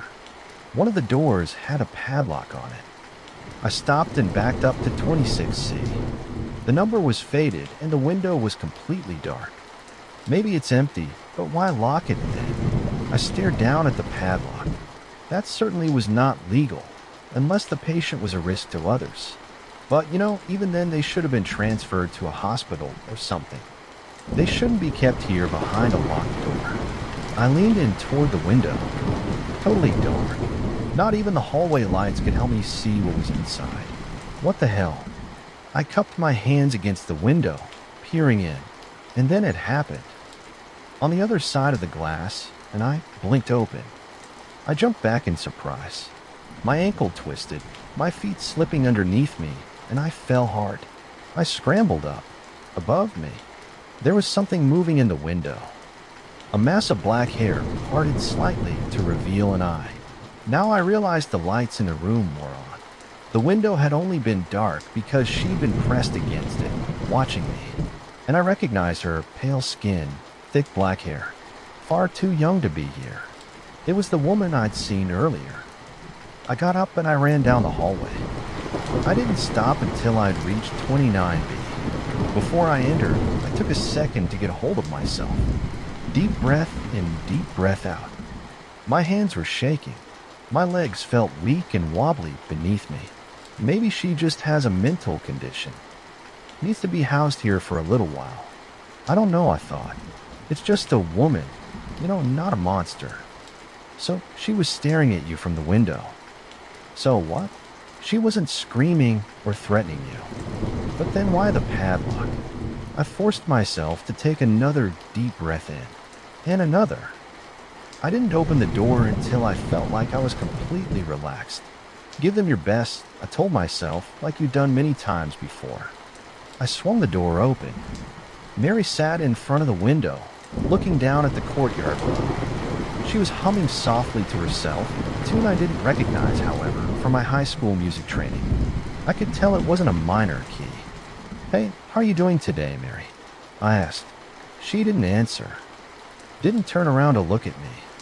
Just continued humming the same 4 notes over and over. Mary, more humming. I pulled out the iPad and I flipped through her chart, and it was then that I noticed the note. The patient is nonverbal. All right, well, that made sense. No creepy weirdness here. Just, a nonverbal patient. I pulled the chair up and I sat down next to her, narrating what I was doing so that I wouldn't startle or scare her. "I'm going to put the blood pressure cuff on you now, okay? All right, just going to look in your ear." I looked in her ear for any signs of inflammation or infection, but as I did, my heart stopped. There was a shadow, nestled right next to her eardrum. As soon as the light hit it, it skittered out of sight. What the hell? I tugged on her ear and I readjusted the equipment. No, there was nothing there. No shadow. Her ear. It was totally fine. I put the scope down and I rubbed my eyes. Stress is getting to you, I told myself. I took another deep breath in, deep breath out. It was just a shadow that moved when I moved the scope. Nothing more. Your ears look great, Mary, I said, but my voice didn't have that same chipper tone. I finished the exam. Mary continued to hum to herself the same 4 notes over and over, except she was humming faster now. I packed up my stuff, took another deep breath, and I walked out into the hallway. I closed my eyes as I passed room 26C. I took the elevator down to floor 1, and I ate my lunch alone. I didn't want to talk to anyone right now. I was just going to slog through the day and send out my job applications tonight. Hopefully, I'd find something else within a week or 2 at the worst. Oh God, I hope it's not a month. I can't survive a month in this place, I thought as I finished my turkey sandwich. It is just too weird. Surprisingly, however, the afternoon went smoothly. No weird demon talk, no creepy humming. Just regular people. They didn't say much, but that was okay with me. As late afternoon crept into the evening, the staff thinned out and most of the residents returned to their rooms.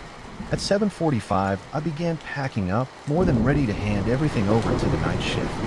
But of course, it wasn't that easy. My boss poked his head in and asked if I could check in with one more patient. The night shift nurse was running late, and like an idiot, I agreed. I was already on the 2nd floor when I realized it was room 26C, the woman who looked far too young to be here. I wanted to turn around and run, but I needed this job, even if it was only for the next few weeks. And besides, they wouldn't keep someone violent here. That would be illegal. Sure, the padlock was there, but it didn't change the law. Maybe the padlock was for her own safety, to keep her from running away. That is definitely completely illegal, but I don't know. Just 15 minutes with her. You're getting another job soon, I told myself. I pulled out the iPad and I paged through her chart, but most of it was blank. Her name was filled in with Elena with a long last name that sounded Polish or Czech from the number of consonants, but there was just a dash for her birthday. Did they not know her age? And there was nothing under the current medication section. No chronic illness either. No diabetes, no arthritis, not even hearing loss. If she truly didn't have any of these things, why was she here? Or did someone give me an incomplete chart? Better yet, if this chart was incomplete, maybe it would give me an excuse to not do the exam today and to just get the hell out of here. If she had some underlying medical condition I wasn't aware of, it could be a liability. I walked down the hallway and after a second found one of the doctors on staff. Hey, I think this chart for Elena is incomplete, I told him. No, that's a shot. He replied as he gave it a quick once over. But nothing's filled in. Doesn't even have her birth date, I said. We don't know her birthday. I stared at him. You don't know her birthday. He shook his head. Okay, what about the approximate age then? Or medical conditions? The entire thing. It's just blank. I'm confused. The doctor stared back at me. I assure you the chart is accurate, he replied in a strangely firm tone. And then he turned on his heel, and he walked away. I did not understand what was going on here. A little voice in the back of my head told me to get out. Nothing about this felt right. I walked back to Elena's room now, and someone had already undone the padlock for me. I took a deep breath, and then I opened the door. Elena was sitting next to the window, facing away from me. Black hair fell down the back of her chair, and her pale arms hung limply at her sides. Hi, I'm Jeff. I called from the doorway, my heart pounding. Oh, I'll be taking your vitals this evening. She didn't reply. That was fine by me. I'd rather her ignore me than need an alternative. I pulled up a chair next to her, and I unfolded the blood pressure cuff. The Velcro zipped loudly in the silent room. I'm going to take your blood pressure now, I told her. No response. I wasn't sure if I was narrating what I was doing for her sake or to calm my own nerves. I wrapped it around her upper arm. The rhythmic sound of the cuff inflating filled the silence. Still, she wouldn't turn to look at me or acknowledge my presence in any way. She just stared out the window, the harsh shadows making her skin appear even paler than before. The blood pressure cuff continued to inflate, and Elena continued to stare out the window, ignoring me completely. All right, this will all be over soon, I thought. log the vitals, and get the hell out of here. Except there was a problem. I wasn't getting a blood pressure reading. That's weird. I squinted at the dial, and then I reached up and pulled it off her arm. Sorry, I think I might have messed it up. But a second and third attempt failed. I couldn't get a reading. I swallowed my throat dry. Okay, screw it. Elena, I'm going to take your blood pressure later, okay? For now, I'm just going to check your ears, all right? No response. She still wouldn't turn towards me. I may as well have been completely invisible. I glanced towards her reflection in the window to try and read her expression, and every muscle in my body froze. She didn't have a reflection. All I saw was my horrified face staring back at me. No, no, no, that's not possible. I stood up, the chair skidding out from underneath me. I stumbled towards the hallway, dropping the blood pressure cuff in the process. I'm sorry. I'm going to come back later, okay? I muttered, scrambling to the door. A shuffling sound came from behind me. I whipped around, and the woman had finally turned to look at me, but her body was still facing the window. She had turned her head all the way around in a way no human could. I ran as fast as I could, down the hallway, around a corner, my feet slapping against the floor as I passed the game room. I saw a few heads turning toward me, tracking my movement, but I didn't stop. I just kept running. And then I heard it. The woman was following me. She was crawling along the hallway on all fours, like something possessed. Her head hung upside down, her thick black hair dragged along the floor. Her mouth was twisted into a smile, and her teeth, my God, her teeth. They were pointed, all of them, into needle-thin fangs. Her palms slapped against the linoleum as she crawled toward me like a spider. Her mouth froze in that horrible grin. I forced myself to run faster. I was almost there, almost at the elevator. I looked back. She was so fast, crawling towards me. Something grabbed my arm then. My entire body jerked, but I wasn't being pulled backward. I was being pulled to the right into a room. The door slammed shut, and I found myself face to face with another nurse. It was one of the nurses I'd seen earlier in the break room. She looked at me with wide eyes, breathing hard. What is she? I breathed, backing away from the door. You can't do that, she replied. I can't do what? I asked. I'm not going to hurt you, she said. I'm trying to keep you safe. You can't run away from them like that. They smell fear. Once they're here, they know you. They know your smell. They'll follow you. Anywhere in the world you go, you'll be followed. But if you stay here and you don't run and you do what you're asked, you'll be safe, she said. What the hell are you talking about? They'll follow you. If you run out of this building, they will follow. They don't want their secrets to leave this place. Do you understand? So just do your job. Don't show fear and you'll be safe, she said. And then she unlocked the door and swung it open. Now I think you have an exam to finish, she said. Maybe I should have listened to her. This woman was probably looking out for my own goods, looking to protect me. She did just save me, after all, but as soon as she opened that door, I shot out and I ran into the elevator. I pounded the closed doors button as Elena skittered down the hall, and the nurse shouted after me. The door shut, and the elevator car went down, down, down. I raced out into the parking lot, and I got in my car. The engine thrummed underneath me, and I peeled out of there, but not before taking one last look at Shady Glen. There was someone watching me from a second-story window. Someone with thick black hair and pale skin. I swallowed, and then I turned onto the road and floored it. I spent the evening trying to forget everything that happened. I got a voicemail from my boss asking where I went, but I ignored it. I got a few calls from unknown numbers, and I ignored those too. The nightmare at Shady Glen was over. I was done with that place. The patients there aren't human. They're monsters. The woman with the eyes that were too big. The man who talked about demons.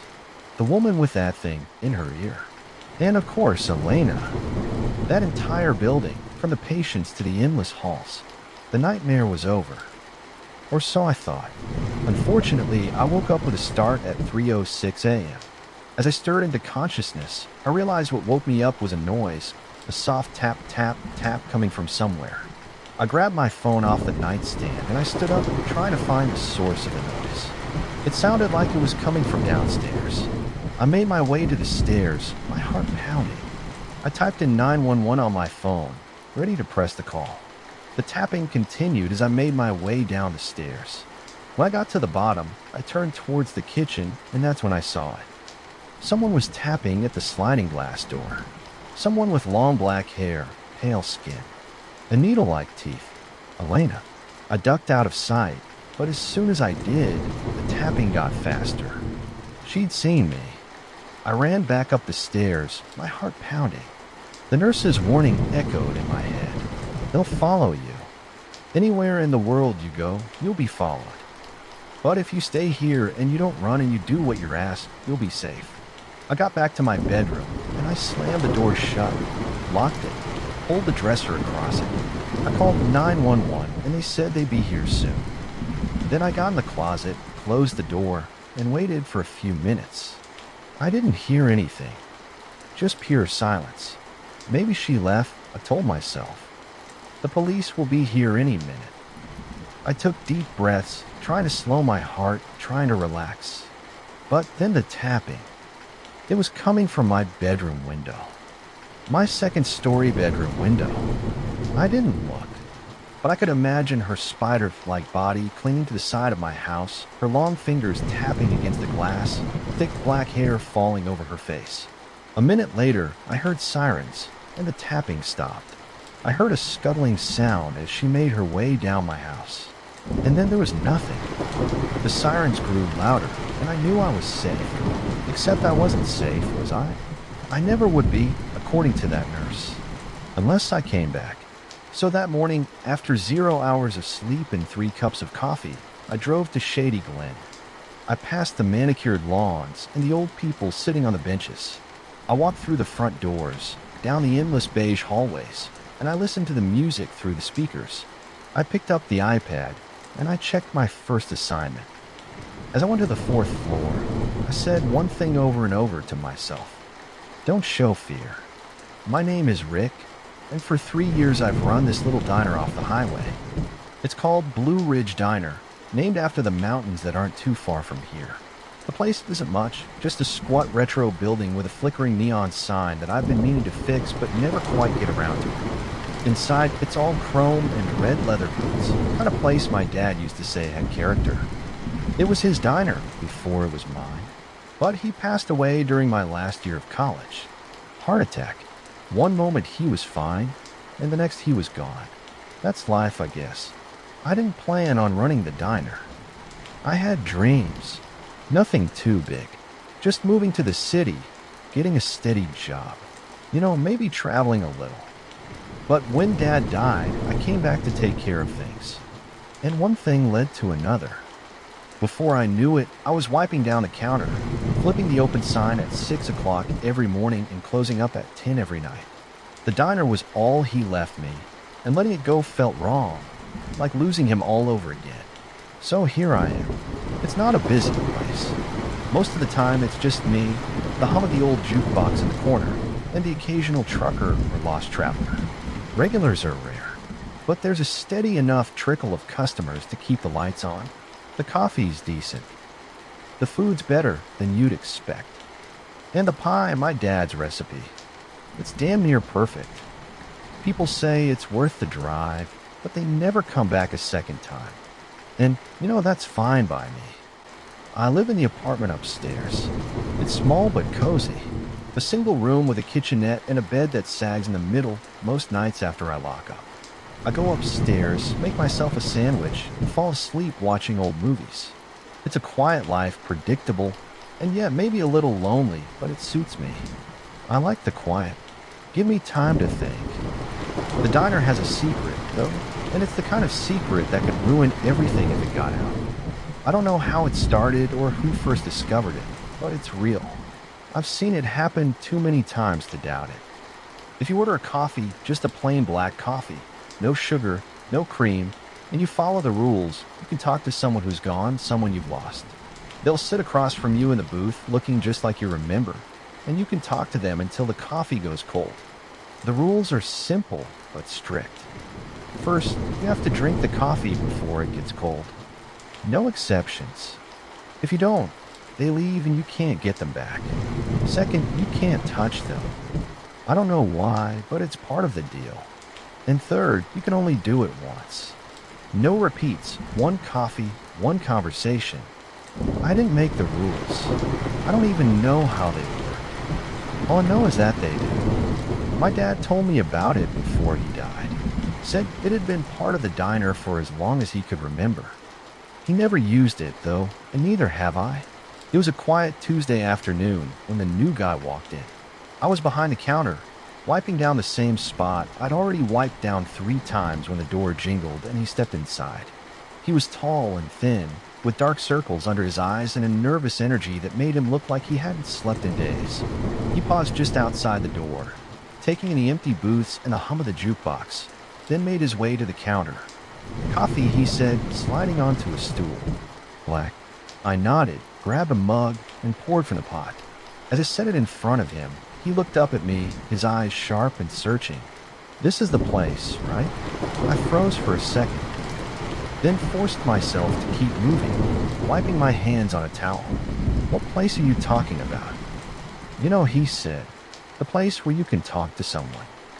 I didn't answer right away. Most people don't come in knowing about the coffee. They hear about it by accident or stumble on it themselves. But this guy knew he wasn't guessing. "Who told you that?" I asked. "A friend," he said, his fingers drumming on the counter. "Is it true?" I glanced around at the empty diner.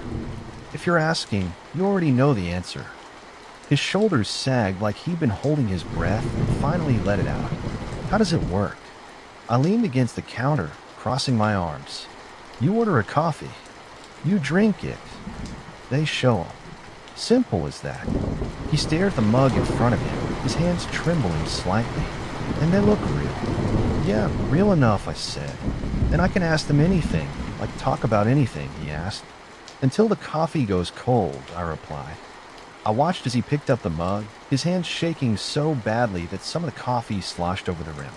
He took a sip, wincing at the bitterness, then set it down. For a moment, nothing happened. And then slowly, the air in the diner seemed to shift. It wasn't anything you could see or hear, just a feeling like the room was holding its breath. And then there she was. She appeared in the booth across from him, looking as solid and real as if she'd walked in off the street. She was young, maybe mid-20s, with long blonde hair and a soft smile that didn't quite reach her eyes. The guy stared at her, his mouth opening and closing, like he was trying to speak but couldn't find the words. "Hi, Sam," she said. Her voice is soft and warm. "Emma," he whispered. "Is it really you?" I turned away, giving them as much privacy as I could in a place with no doors and thin walls. It wasn't my business what they talked about, and I didn't want to know. I busied myself with wiping down the counter, refilling the napkin dispensers, anything to keep my hands busy while they spoke in hushed tones. By the time the coffee was almost gone, I could tell it was winding down. Sam's voice was desperate now, like he was trying to cram a lifetime's worth of words into a few final minutes. I didn't have to look to know she was fading. That's how it always ended. The coffee would go cold and they'd disappear, leaving nothing behind but an empty mug and a lot of questions. When it was over, Sam sat there for a long time, staring at the empty seat across from him. Finally, he turned to me, his eyes red and his face pale. "Thank you," he said. I nodded. "You're welcome." As he got up to leave, he hesitated, looking at me like he wanted to say something, but wasn't sure if he should. He didn't press me, just nodded and left. I watched him go, the door jingling softly behind him, then turned back to the counter. The empty mug sat there, a faint ring of coffee staining the bottom. I picked it up, washed it, and put it back on the shelf. It was late afternoon when the bell over the door jingled again. A young woman stepped inside, her backpack slung over one shoulder, and her hair pulled back in a messy ponytail. She couldn't have been older than 19, maybe 20. She glanced around the diner, her eyes lingering on the empty booths, before settling on me behind the counter. "Hi, are you Rick?" she asked. "That's me. What can I get you?" She hesitated, biting her lip. I heard. I heard you can do something here. Something special." I leaned against the counter, crossing my arms. "Depends on what you mean by special." Her cheeks flushed, and she looked away. "I want to talk to my grandmother just for a little bit. Is that okay?" I studied her for a moment, then nodded. "Yeah, that's okay. You know the rules." She shook her head. "Drink the coffee before it goes cold. Don't touch them, and you only get one chance." "You got it." She nodded quickly, her hands fidgeting with the strap of her backpack. "I got it." I poured her a mug of coffee and set it on the counter. She picked it up carefully, like it was something fragile. Carried it to a booth near the window. For a moment, she just sat there, staring at the mug like she wasn't sure if she should take the first sip. Then slowly, she raised it to her lips and drank. The diner grew quiet, the kind of quiet that wasn't uncomfortable, but heavy with expectation. I stayed behind a counter, giving her space while she waited. It didn't take long. A woman appeared across from her hair silver, and her face lined with wrinkles. She looked kind, her smile soft and warm, the way you'd imagine a grandmother should look. I didn't eavesdrop, but their voices carried across the empty diner. "I don't know what to do, Grandma," the young woman said, her voice trembling. "I got into 2 schools. One's close to home, but the other school's in California. I don't know which one to pick." The older woman reached out like she wanted to take her hand, stopped just short, her fingers hovering above the table. "Follow your heart, honey. Do what feels right, but don't be afraid to take a chance. Sometimes the best things come when you step outside your comfort zone." They talked for a little while longer, their conversation soft and full of the kind of love that made your chest ache. When the coffee was almost gone, the young woman's voice grew hurried, like she was trying to hold on to the moment for just a little longer. "I miss you so much, Grandma." "I know, sweetheart," the older woman said, "but I'm always with you. You'll be okay." And then she was gone. The young woman sat there for a few moments, wiping her eyes before coming back to the counter. She set the empty mug down and smiled at me, her face still damp, but grateful. "Thank you," she said. "That meant everything to me." I nodded, not trusting myself to say too much. "Good luck with school." She smiled again, then left, the bell over the door jingling softly behind her. The next customer came in about an hour later. He was older, maybe in his late 40s or early 50s, with a face that looked like it'd seen its fair share of hard times. He walked with a limp and had an air about him that suggested he didn't take no for an answer. He didn't look around or hesitate. Just walked straight up to the counter and sat down. "Coffee," he said. "Black." I poured him a cup and slid it across the counter. He picked it up, stared at it for a moment, then looked at me. "You do that thing here, right? The conversation thing." I nodded. "Yeah, you know the rules." "I know the rules," he said. He glanced around the diner, then leaned closer. "I want to talk to someone who is in accounting," he said bitterly. "Bastards stole from me. Took everything." I hesitated. Most people came here to reconnect, to say things they never got the chance to say. Not this guy, but it wasn't my place to judge. "Okay," I said. "Just remember, no touching and drink the coffee before it goes cold." He didn't respond, just took a long sip and set the mug down. A moment later, the booth in the corner was no longer empty. A man appeared, dressed in a cheap suit with thin glasses perched on the end of his nose. He looked startled at first, glancing around like he didn't understand where he was. Then his eyes settled on the customer, and his expression hardened. "Gary," the accountant said. Gary spat, his hands gripping the edge of the counter. "You ruined me. You stole everything I had." "I did my job," the accountant said coldly. "You were the one who didn't read the fine print." "Don't give me that," Gary snapped. "I trusted you. I won the lottery, and you bled me dry." Their voices rose, sharp and angry. I kept my distance, pretending to busy myself with a napkin dispenser. But I couldn't help listening. "You could have stopped," Gary said. "You could have left me something. Anything." The accountant shrugged. his expression indifferent. Well, the thing is, I don't like you, Gary. Gary's hand shook then, and for a moment I thought he might lunge across the table instead. He grabbed the mug and threw it to the floor. It shattered on impact, the sound echoing through the diner. Coffee splattered across the tiles, dark and steamy. The accountant disappeared instantly, like a switch had just been flipped. One moment he was there, and the next he was gone. Gary stood there for a moment, breathing heavily. Then he turned and stormed out the diner without another word, the door slamming shut behind him. I sighed, grabbing a mop and a dustpan. As I cleaned up the mess, I couldn't help but think about what had just happened. I'd always assumed the only way to end a service was to let the coffee go cold. Apparently, there was another way. Smashing the cup ended it just as abruptly. I made a mental note and carried on. The rain was relentless that night, drumming against the diner's windows. The neon sign outside buzzed faintly, casting flickering red and blue reflections onto the wet pavement. I just finished mopping up the floor from the earlier incident when the bell over the door jingled again. A man stepped inside, shaking rain off his coat and stomping his boots on the mat. He was broad-shouldered, with sharp features and an air of authority. His eyes, though, told a real story. They were tired, heavy with something deeper than just a lack of sleep. "You Rick?" he asked. "That's me," I said, leaning on the counter. "What can I do for you?" The man looked around the empty diner, as if making sure no one else was there. Then he walked up to the counter and pulled out a badge, holding it just long enough for me to see before tucking it away.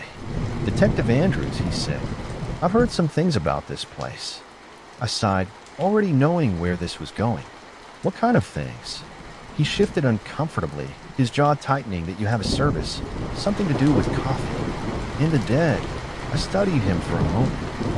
He didn't look like the type to believe in rumors, let alone act on them. But there he was, standing in my diner on a rainy night, desperation etched into every line on his face. "You know the rules?" I asked. "I've heard of him," he said. "Drink the coffee before it goes cold. No touching.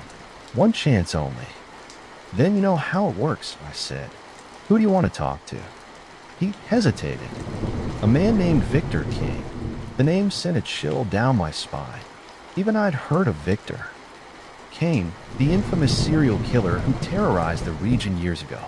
He was dead now, killed in a prison riot, but his crimes had left scars that hadn't healed. "Why him?"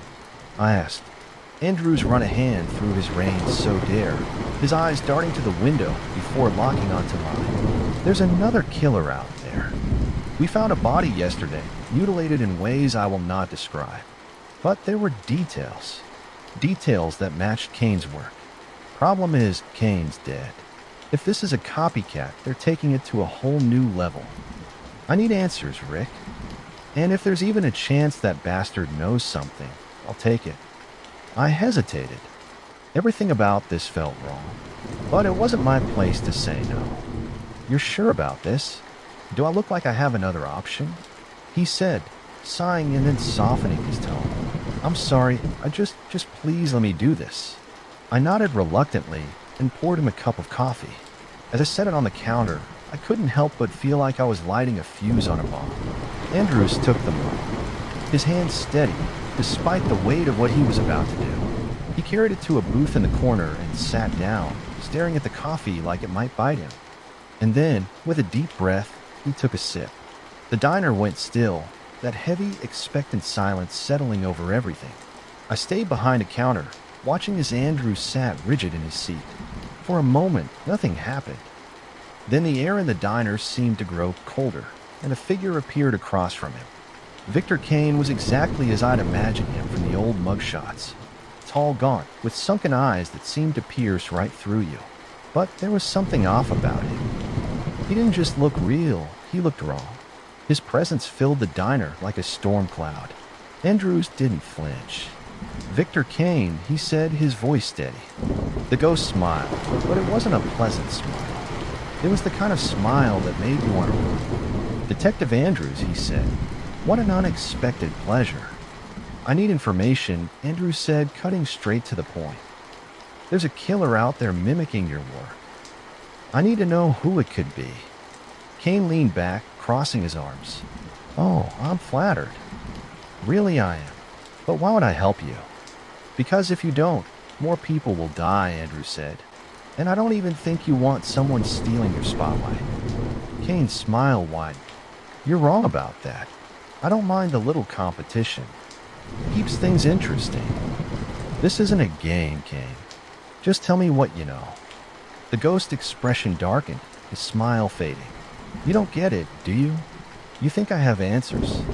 But I don't. Whoever this is, they're not copying me. They're surpassing me. And frankly, I think that's beautiful. Andrew slammed his hand on the table. Damn it, Kane. People are dying. Don't you care at all? Kane began to laugh. Care? Oh, detective. You really don't understand me at all. The moment Kane said that, the air in the diner shifted. Plates began to rattle on shelves. The lights flickered. My heart pounded as I watched one of the plates fly off the cabinet and smash against the window. Another followed, then another. The sound of shattering ceramic echoing through the small space. Kane stood, his presence looming larger now. Oh, detective, you thought you could control this? You thought I'd play by your rules. Before either of us could react, he turned his head sharply, his dark eyes locking onto something or someone behind me. I followed his gaze and froze. Maggie, the waitress who worked the evening shifts on occasion. I was standing by the counter, holding a tray of clean silverware. She looked stunned, her mouth slightly open as she stared at Kane. I didn't even know she'd come in. She must have slipped through the back door to avoid the rain. Kane's smile widened and faster than I thought possible. He was next to her, a knife, one of ours in his hand, and he held it against her neck. Maggie let out a sharp gasp, her tray clattering to the floor, forks and knives scattering everywhere. Not another step, Kane said. Oh, don't worry, Rick, I'm not going to kill her yet. I just want to see what happens when I break all your little rules. What the hell is this? Andrew said. He's a ghost. He shouldn't be able to touch her. Shouldn't, no, but can, Kane said, pressing the blade closer to Maggie's skin. And isn't this fun? I grabbed the coffee cup from the table where Andrews had been sitting and hurled it to the ground, smashing it into a dozen pieces. Kane didn't even flinch. Nice try, but I don't think your little parlor trick works like you think it does. Rick, Andrews said, keeping his gun trained on Kane. What do we do? My mind was raced. The rules. I thought about the rules. Until the coffee gets cold, that was the only way to end it. The coffee. My eyes darted to the table. The mug was shattered, but the liquid had pooled on the floor. It was still warm. The faint steam rising from it confirmed that while Kane's attention was on Andrews, I bolted behind the counter, grabbing the first thing I could find, a pitcher of water. Without thinking, I rushed back to the table and poured the cold water over the coffee on the floor. The reaction was immediate. Kane stiffened, his head snapping toward May, the knife falling from his hand. And clattering under the tiles, his form flickered like a bad signal on an old TV. He let out a low, guttural sound, his face twisting into something far more inhuman than it had been before. And then he was gone. Just like that, the diner was silent again, except for Maggie's quiet sobs and the steady patter of rain. Maggie stumbled across from where Kane had been, clutching her arms as if trying to hold herself together. It's over, I said. Andrews lowered his gun, his expression dark. You knew that would work. I didn't know, I admitted. But the rules said until the coffee gets cold. I figured maybe cold water would work. Andrews nodded slowly, holstering his gun. I turned to Maggie, who was still trembling. You okay? She nodded weakly, though her face was pale. I think so. Go home, I said softly. Get some rest, all right? I'll cover the rest of your shift. She nodded again, her movements stiff, and hurried out the back door, disappearing into the rain.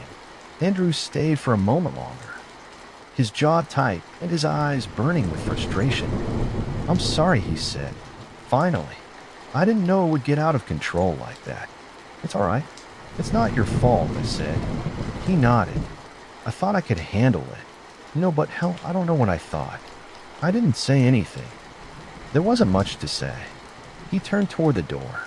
Thanks for stepping in. You saved her. Yeah, I said, not looking at him. Just don't come back for this, all right? Not for this. Andrews didn't reply. He just pushed the door open and walked down into the rain, leaving me alone with the broken pieces of ceramic, the spilled water, and the faint smell of coffee lingering in the air.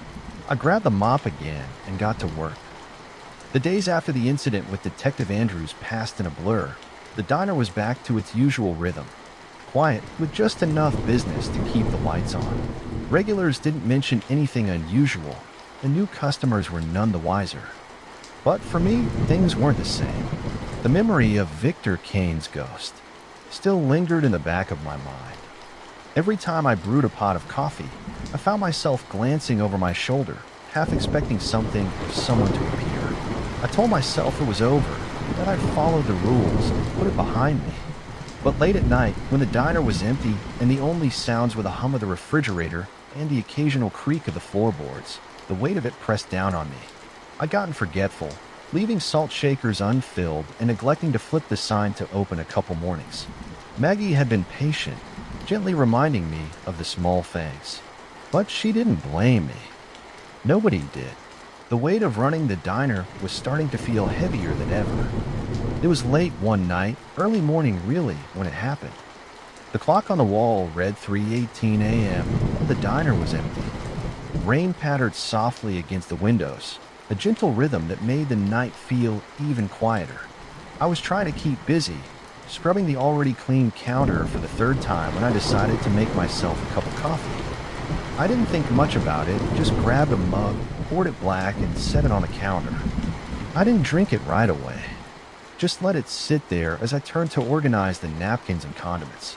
The smell of the coffee filled the air, warm and familiar, and for the first time in weeks, I felt some comfort.